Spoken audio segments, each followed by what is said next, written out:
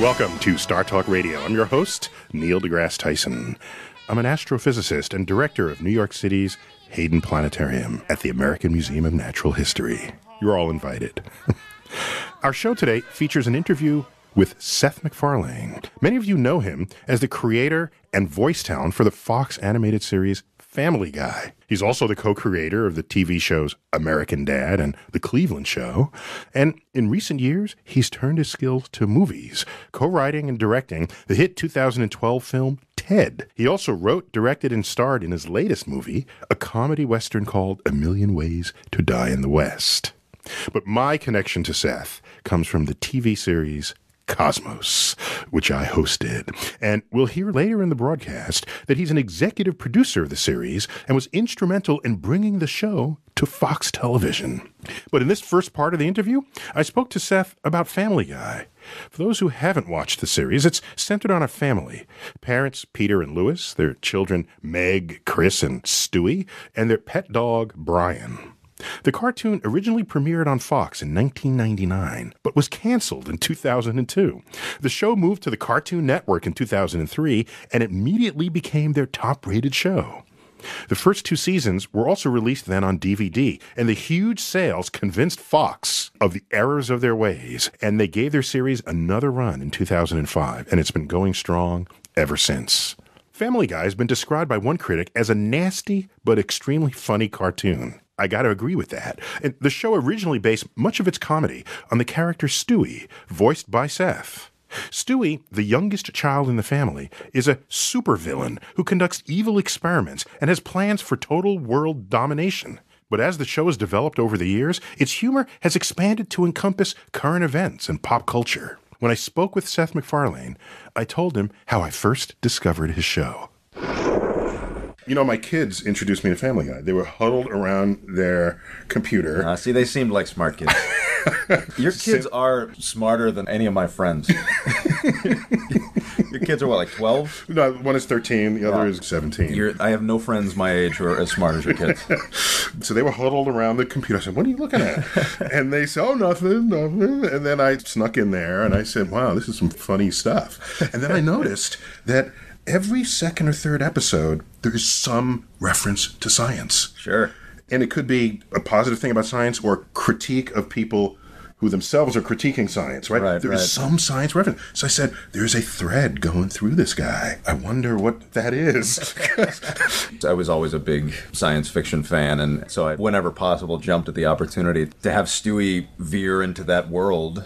That's right. He's the primary science Because certainly conduit. Animation fans tend to be fans of science fiction and have an interest in science. Evidenced by the demographics that attend Comic-Con. Mm-hmm. Yes. Yep. Yes. Yep. Everyone there dressed as Klingon actually knows the difference between fantasy and objective reality. Yeah, it's true. They know the laws of physics. Kind of have a better grasp on reality than most people.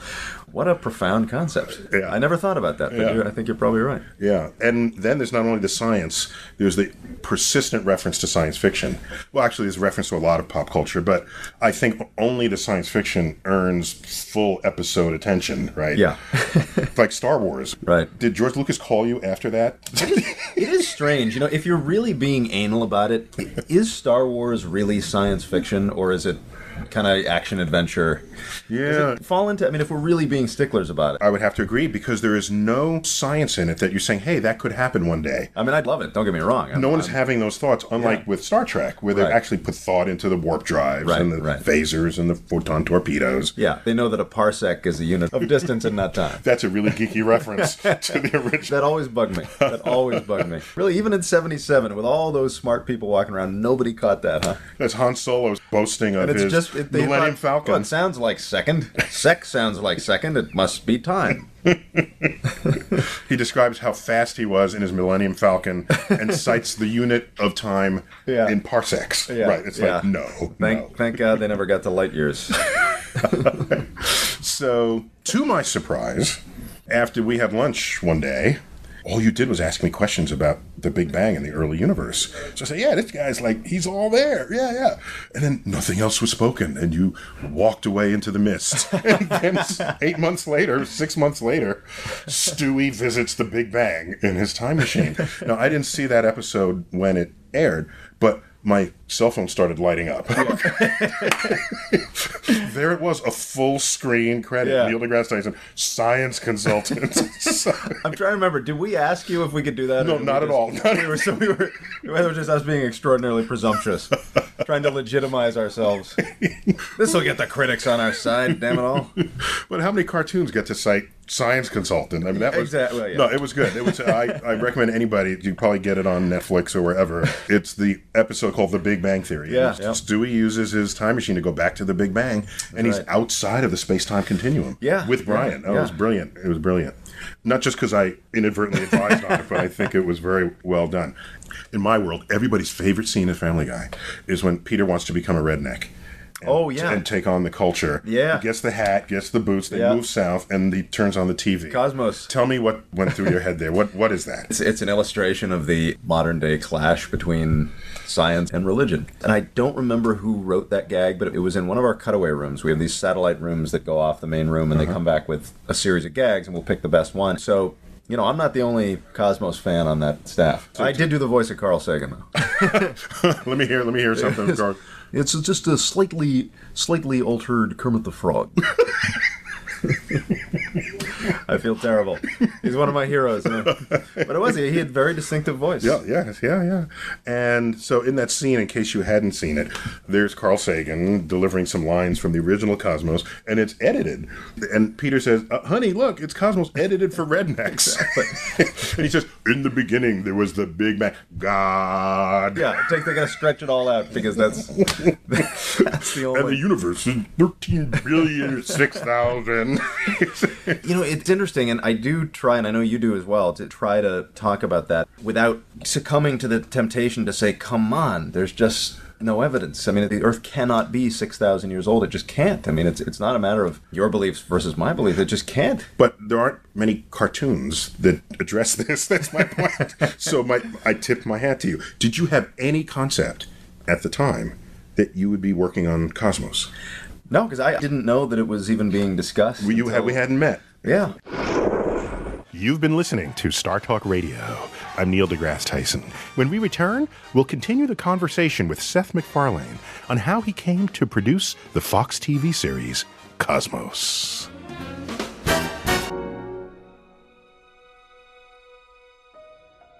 Welcome back to StarTalk Radio. I'm your host, Neil deGrasse Tyson.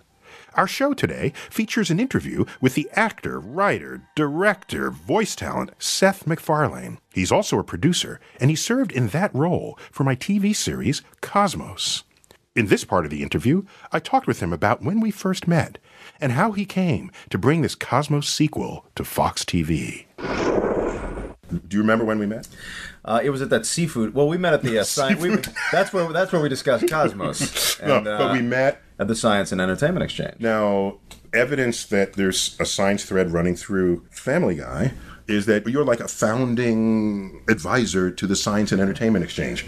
This is crazy. It's crazy good. It's an honorary title of sorts, but but you have to have some energy to try to join the two. Yeah, I loved the idea because, well, first of all, everyone in Hollywood is also very interested in science. These are people who they're educated. And they're creative by nature. Curiosity. They're curious by nature, and they want to know. They don't want to settle for what the most comfortable illusion is. They want to know what science can tell them. So you and some of your pals, who else is in this? Well, Jerry and Janet Zucker founded it. They're Jerry Zucker of Airplane, Naked Gun, that whole series. Top Secret. So it's a way for writers, producers, creative Hollywood to connect with scientists.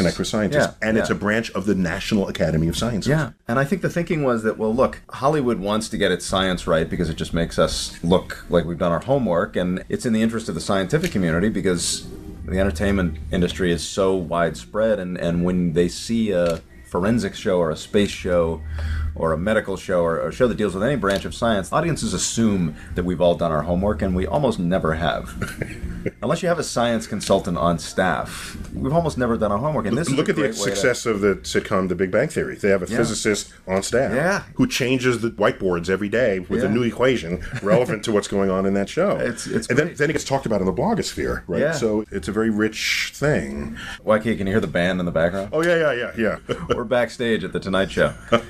And we meet there to the Science and Entertainment Exchange. And then we exchange phone numbers, and it's Hollywood. I said, all right, he's never. And you freaking call me. You come to New York and you call me. Sorry it was 2 a.m. and I was drunk, but, a call's a call. What the hell were you thinking? Hollywood is a one-industry town, and the only people that I know in Hollywood who are involved with science are all medical personnel. They're doctors. I have a friend who's a brain surgeon, and they're some of the most interesting people that I know because you hang out with them and you don't talk about your project. You don't talk about movies. You don't talk about TV. They've got something else to talk about. They've got something of substance to talk about. And, well, gosh, this Neil guy seems like he knows a thing or two. He'd be a fun guy to hang out with. Okay, so the first time you visited me in my office, and we went to the space show, my office at the Hayden Planetarium, it was very cordial, and I was pleased that you thought of me. But that was it. And then there was a second call. Yeah. Where we were at the seafood place. Yep. You remember that? Yeah, that was. You remember what you asked me? Yeah. I said I got some disposable income here. Yeah, exactly. Is there anything? How often did someone ever come up to anybody? What can I do with this? Well, because I remembered reading in one of the Sagan, I think it was The Cosmic Connection. I think it was one of his first books. And he was lamenting that, boy, if we had found a private investor to pay for the attachment of this extra little thing to this spacecraft, we could have done this experiment. I don't remember what it was. Something that stuck with me. It was a unique and lost opportunity. Yeah. They just didn't have the money. And I said, my God, this is exactly the kind of thing I'd love to write a check for. And so I said to you, what's going on in the world of science that I can be useful? Yeah, and what I told you was, we've got the National Science Foundation and National Institutes of Health. These are major government organizations, but the NSF budget is like $6 billion at the time. So I'm not made of that kind of That's what I'm saying. So whatever is the disposable income you were referencing, it would not really make a difference there. But you didn't know at the time that Andrew and Steve Soder, two of the original writers of the original series, and Mitch Canold were shopping around Cosmos. And we had already knocked on the door of Discover Channel and PBS, and they all wanted to control it and manipulate. So I thought, let me just step in this pool of water that you put out there. And I was expecting you to say, well, maybe I can do a pilot. Yeah. That's not what you said. You remember what you said? I think I said, Neil, you've eaten all my fries. Yes, I did. They were good fries. Sorry, I admit, they were good fries. And I have long arms. But those two combined. I said, why don't I take you into Fox? Yeah, that was the craziest thing I'd ever heard in my life. At that instant, I said, no, he doesn't get it. Okay, this is a waste of time. Yeah. The Discovery and National Geographic, look, they're great places. Although I think Discovery has that ghost hunter stuff now. Okay? That's not so good. Yeah, there's a little bit of falling from grace there. Yeah. But my point is that it took me about 12 seconds after hearing you say, let's take it to Fox. And I said, Fox, he doesn't get it. This is not going to work. But Fox is 20th Century Fox. And Fox is Fox Sports. And Fox Business. And Fox Searchlight Pictures. And Fox has the #1 show on television. And Fox... That's the best idea. And so it took me 12 seconds to agree with you. But the first 4 seconds, if you had said, Neil, what are you thinking about? I would have said, go, get out of here. We got nothing to talk about. You would have kicked my ass in front of the whole restaurant, and I would have been humiliated. So what possible confidence did you have? Other than that, maybe you had Fox by the gonads, because you're in deep contractual relationship with them. I have pitched shows to them, to animated shows that they have declined to produce. So it is not an automatic yes from Fox. Plus they canceled Family Guy at some point. Yeah. Right? Yeah. So nothing was automatic. But this regime that is there now, Kevin Riley and Peter Rice, these guys are very outside the box. So these are the executives, and their titles are what? I don't know. They're both chairman, I guess. I don't know. President, chairman, big shot, head honcho, big cheese, top dog. But I thought, if anyone at a network anywhere is going to bite on something like this, it'll be these guys, because they are kind of outside the box. And one of them actually came from Fox Searchlight Pictures. Fox Searchlight, yeah. Which had brought Slumdog Millionaire to the screen. And what amazes me is hearing you say that some of the other networks wanted to manipulate, and it is amazing at the end of the day when we look back. I don't think I've ever done a show where there's been less meddling. That was people's fear from a network. When it got announced that Cosmos was appearing on Fox with you as an executive producer, people, their heads blew up. They said, no, this will never work. But they really let this thing be what it is, and they didn't try to change it. Yeah, and of course the rest is history. Now, one of your big contributions to it is the suggestion that we animate the historical bits, which in the previous Cosmos, it was like glued on mutton chops and fake British accents. So what will you think? I was a little tepid to it, but then when I started seeing the animation, it's like, hey, I like this. Now I want more of it. And then you can do more in an animation. People can float up. You can get in the head of people. Yeah. So what were you thinking? Well, for a primetime network, anything you can do to make everything a little splashier. Because, the original Cosmos was very splashy. It was Sagan... In its 1980 its way. 1980 form, yeah. Sagan, I don't remember the exact quote, but I think he said something to the effect of, I want this show to be so visually stunning that people who have no interest in science will watch just because of the effects. And the other reason was that for television, obviously your budget is limited, and we expected a very heavy special effects workload for the show, and as you can see, they just turned out great. There's some beautiful feature quality effects work that these guys did. So, we can't be blowing all that money building historical sets. Which don't touch new ground, right? Cinematically, right. Plus, to send you all over the world at all these locations, there wasn't a lot of wiggle room. So you had to put the budget where it could return the greatest. It was more exciting to look at for a younger audience, and it was more practical budget-wise. So it really worked out both ways. Plus, we can get some marquee voices for it, and to schedule the sound room. Yep. Who do we have? We had Patrick Stewart, Sir Patrick Stewart, Amanda Seyfried, Richard Gere. Kirsten Dunst. You know who I would have wanted? Liam Neeson. We could just get him to say, I have a special set of skills. Right, he could have been Einstein.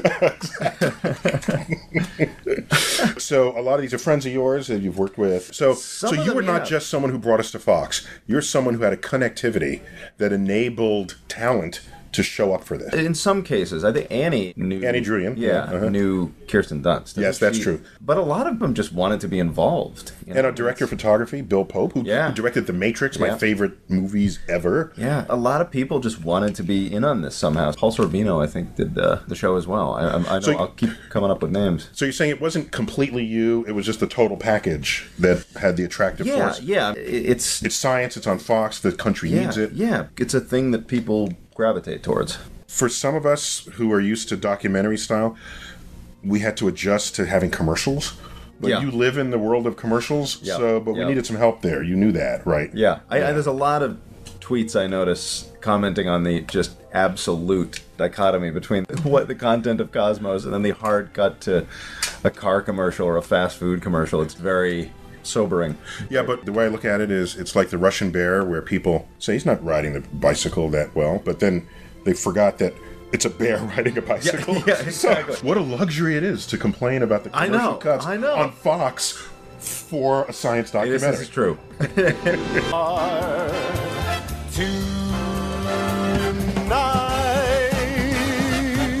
Welcome back to StarTalk Radio.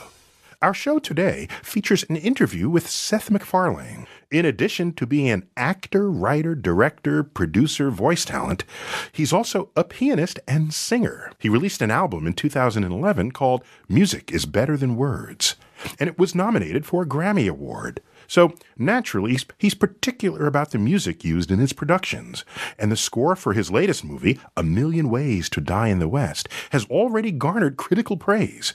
I spoke with him about the music for that film, the music for Cosmos, and how working as a director of movies differs from being the Cosmos executive producer.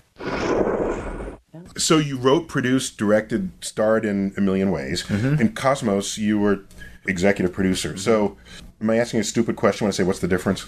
It depends. An executive producer can mean you're running the show on a daily basis, or it can mean you slap your name on it and you go away. And so much of this took place while I was shooting the Western, but between Andrewian scripts and Brannon's writing and Brannon Braga. And who also directed on the show along with Bill Pope, and Jason Clarke, who pulled together this unbelievable effects work, and Caravallo, who oversaw the 2D animation. By the time I came back into the mix, these shows were pretty far along, and they just looked spectacular. It really came together in a huge way, and it's resonated with so many people. Yeah, but you were the glue and the magnetic force that brought, as in magnetic attraction force. People always say it's a magnetic attraction, but magnets also repel. I wish Aaron's spelling of Cosmos.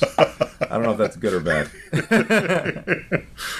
Nowadays, when you're on interviews and talk shows and things, in the old days, I suppose they would always ask you about Family Guy, but has Cosmos worked its way? Absolutely. Is it now part of your identity? I get more tweets about Cosmos than I do about Family Guy these days. I get asked about Cosmos on an average day more often than I get asked about anything else. It's amazing. So now it's another one of your legacies. And just so you know, all of us had to defend you at the beginning of this. Thank you for that, by the way. Will there be any farts in space? Will there be any? Will Stewie? Yeah. And I said, no, the guy knows science. He understands science. So just look at Stewie's time machines. There's a whole episode called The Multiverse. All right, so it's just time to reveal another Seth. And people kept trying to pigeonhole you, and I said, let the talent arise where it is. So we were your defenders. Oh, I appreciate that. I appreciate that. It was necessary. I'm told that the Wall Street Journal commented that Million Ways has an awesomely thought-through musical track. And you're a musician yourself. I've seen you perform. It's great. You want to be Frank Sinatra, admit it. Okay? As you sip your scotch and rocks why not? During this interview. In my suit. So the music for Million Ways, did you pick it? We can talk about music for Cosmos, too. I'm very picky about composers. My friend Joel McNeely, who I did an album with, was a phenomenally talented composer. He used to do the Young Indiana Jones Chronicles, among other things, which had a great score.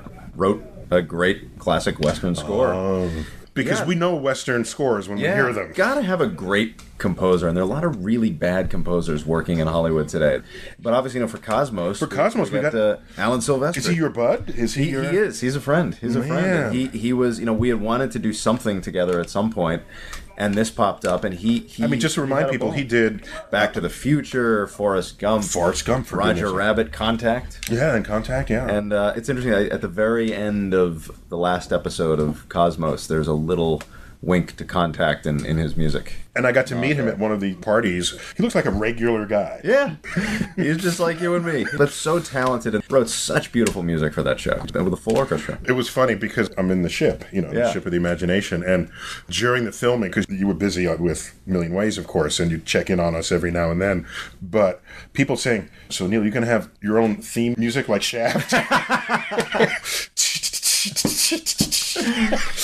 That wouldn't quite have fit. So when I saw the first musical mix, I said, damn, who's the bad motherfucker? You own that ship, man. You sit there very comfortably. You're listening to StarTalk Radio. I'm your host, Neil deGrasse Tyson. You can find us on the web at startalkradio.net and on Facebook at StarTalk Radio. We tweet at, where else? StarTalk Radio. And if interested, I tweet at Neil Tyson. When we return, we'll have more of my interview with Seth MacFarlane. In the 50s and 60s and 70s, even well into the 80s, there was a national pride that was connected to scientific discovery. And somewhere along the line, that went away, and we started to become less interested. Our space program dwindled.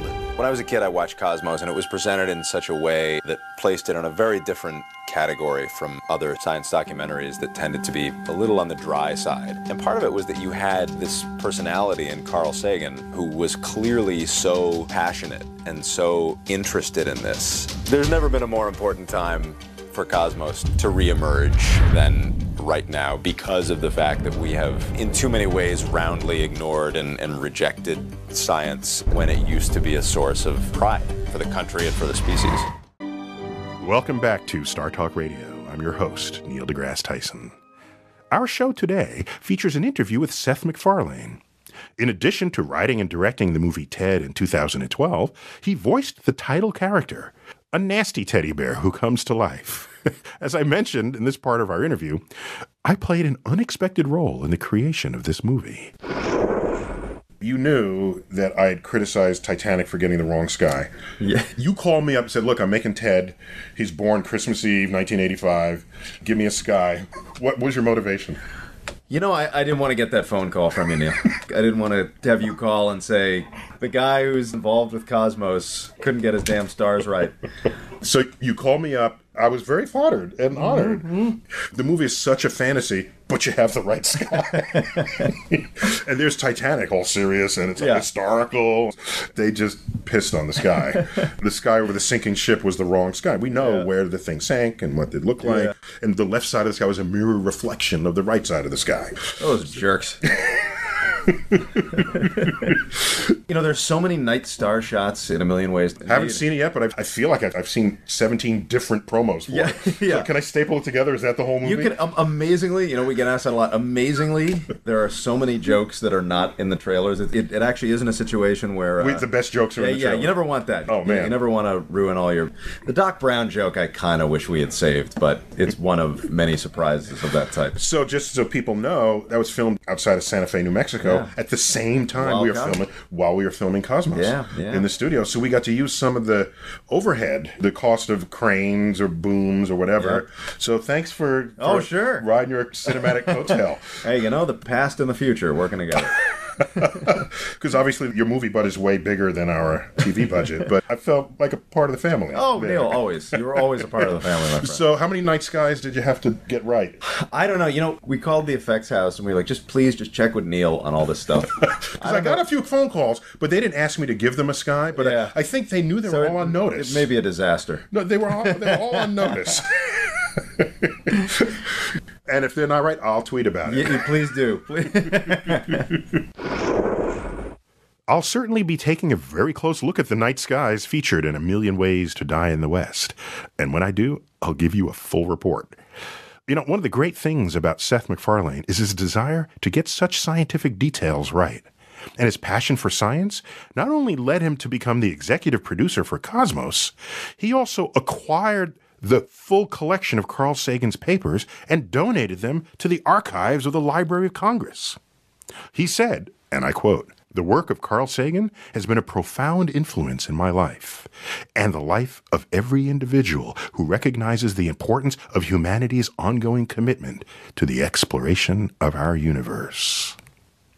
When StarTalk Radio returns, we'll have more of my interview with the actor, movie director, and science enthusiast, Seth MacFarlane. All right, come on. If Mission Control thought we could help get the shuttle out of orbit, it can't be that hard. Okay, try this. Hit up, down, left, right, BA, start. Then we'll have unlimited lives. Come on, we're running out of time. Oh, Meg, all your suicide threats over the years, and you're just as chicken as the rest of us. Hey, guys, I think I have an idea that could help us. In space camp, we learned about countering forward momentum with retro rockets. If we use them now, the ship might slow down enough for gravity to pull us out of orbit. Chris, if you think it'll help, just try it. Oh, we're slowing down. That's a good sign. Oh, my God! I think it might be working! We're spinning out! We have to reorient the retro rockets to counter the spin rotation. But a long time ago, in a world lit only by fire, our relationship with the stars was far more personal. For thousands of generations, we watched the stars as if our lives depended on it, because they did. We humans, we're not the biggest, the strongest, nor the fastest of all the animals we competed against. But we did have one thing going for us, our intelligence. One aspect of that was a genius for pattern recognition. Night after night, we watched the stars.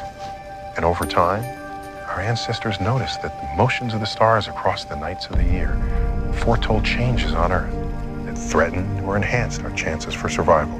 Welcome back to StarTalk Radio. I'm Neil deGrasse Tyson. In this part of my interview with Seth MacFarlane, we spoke of our hopes and expectations of putting the science documentary Cosmos on the Fox television network. Was there anything unexpected in your work on Cosmos? Not really, because it was such a new experience that I really didn't have any expectation, high or low. I thought I have no idea how this is going to turn out. This could be spectacularly brilliant, or it could be a misfire, and we just can't do this for TV in this day and age. Well, we knew that it would survive on content, whether or not it would be a commercial success. Yeah. We knew we'd get the science right. Yeah. But no one would know whether it would resonate with people to this degree. And when I watch it, I watch that first episode in a screening room. I'm like, my God, this holds up beautifully. It's like you're watching a movie. They're just stunningly spectacular episodes. And coming from your broad background, for you to say that, it meant so much to us, because we're interlopers in your world here. No, it's gorgeous. I mean, it's a real achievement with the amount of different styles of media that are in that show. It's a hell of an achievement. And they would later tell me 13 episodes at a 42-minute broadcast hour is like a 9-hour movie. Oh, yeah. And so I look at the call sheets, and I'm the only one that's ever called. Actors, who's coming in. You deserve a lot of credit. There's two things I love about this. Obviously, it's not like Leonardo DiCaprio narrating a movie about climate change. You're an astrophysicist, so if people approach you on the street having seen the show, you can walk the walk. We have that conversation, right? It's not just, can I take a picture? It's like, tell me more about the black hole. But for a guy who has... I hope to God I succeed as well as you have in my version of what you've just done. Is that, for a guy who is stepping up to the camera for the first time to this degree, who is not an actor, who is an astrophysicist, to hold an audience on primetime television for an hour every week is a pretty astonishing achievement. Well, thank you. Very proud of yourself, my friend. Also, getting back to that bear, how well is it riding a bicycle? Getting back to that, just to see Cosmos discussed in the same sentence with Game of Thrones, and with, how's it doing against Game of Thrones? That's a sentence that someone composed. As host and as executive editor of Cosmos, I've been totally gratified by the very warm, popular reception the series has gotten, as well as the critical reception it has received from reviewers. And I think it may be a sign that America and perhaps the world are ready to sort of move on, to start thinking of objective realities as the foundation of our interactions internationally and the basis of governance. Who knows? We'll see. Finally, I had to ask Seth about his experience on September 11th, 2001. We all have a story from that day, and his has already been featured in our show about the 10th anniversary of 9/11. That's back in Season 2, Episode 30 in the StarTalk archive, in case you want to check it out. And that would be on StarTalkRadio.net. Back then, my interview with him had been over the phone, but now I had him in person, and I thought it would be worthwhile to touch upon it again. So, Seth, is it really true you cheated death in 2001? It is true. I cheated death. I gave death a run for its money and patted myself on the back for my ingenuity, to quote Captain Kirk. Yeah, I was booked on the first flight that hit the World Trade Center, Flight 11. From Boston to... Yeah, from Logan to LA. And through a combination of a little too much to drink the night before and a travel agent who put on my itinerary that the flight left 10 minutes later than it actually did, I showed up and they had just closed the gate. And so they told me I could take the 11 o'clock. And so I went into the lounge and went to sleep and woke up about 45 minutes later. Everybody was huddled around the TV. And the first plane had just hit. And I said, my God, that was the plane that I was supposed to be on. So did this totally freak you out? Yeah, I mean, it was very rattling. The first thing that came to my mind, oddly, was, oh shit, we're all still in this airport. What if something's going to happen here? I remember the first thing that came to mind is that we should probably get out of here. This is the kind of event that makes people religious. Well, some people. Some people. Not this person. For better or worse, not me. No, the way I see it is every flight that takes off anywhere, somebody probably misses that flight. You cross the street on your way to work, and if you'd crossed the street 5 minutes later, you would have been hit by a car, and you don't even know it. That kind of stuff happens every day. This was, in terms of our culture, just much more visible and profound than something like that. So you just understand the statistics of it all. Yeah. And you've missed planes before. Yeah, oh yeah, I had missed a lot of planes. Okay. I'm perpetually waiting for everything. Okay. All right, so you couldn't overreact in that kind of way. Okay. No. All right. Because I was eyewitness to it. I lived downtown. Yeah, I saw the whole thing. Yeah. And it was before I knew anything of Family Guy. So this would have been snuffed. Yeah, right? Which some people, I think, probably, they would prefer it that way if there was no Family Guy. Well, Seth, thanks for making time for this. Oh, anytime. Oh, my God. Always, my friend. You've been listening to StarTalk Radio. I'm Neil deGrasse Tyson. As always, until next time, I bid you to keep looking up.